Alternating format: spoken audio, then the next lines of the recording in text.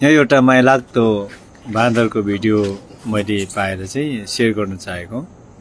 अनि यो बाँदरहरूलाई पनि एउटा एपिलेप्सीको बिमार अर्थात् छारे रोगको बिमार जस्तो लाग्यो मलाई चाहिँ, जहाँसम्म मैले लागेको। किनभने यो रुखमा खेल्दा खेल्दै नै अरट्ठैबाट चाहिँ रुखबाट झरेको छ। हेर्नुहोस् यहाँ है, मुर्दा जस्तै अब भएको छ, मरेको छ। र अनि एकजना उसको माउ हुनुपर्छ, उसले बोकेर लग्यो है, बोकेर लगेर यसलाई तिसेर सेफ्टी ठाउँमा लगेको छ है।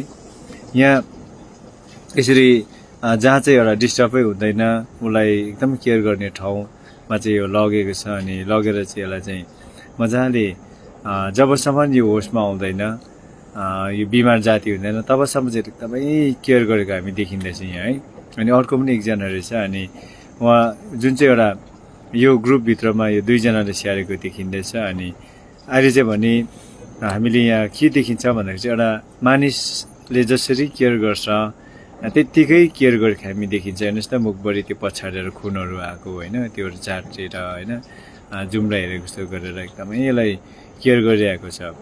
अनि हामी एउटा देख्दाखेरि सिम्पल एउटा बाँदर जन्तु पशुहरू देखिन्छ होइन, तर यहाँ के देखिँदैछ भन्दाखेरि चाहिँ एउटा यिनीहरूले चाहिँ एउटा ज्ञान भएको जस्तो, एउटा मानवता जस्तोबाट देखिँदैछ। हेर्नुहोस्, अघि अरट्ठै मरिगएको जस्तो भएकोले पक्रेर बस्नेसम्म, आँखा उल्टिनेसम्म भएको छ है।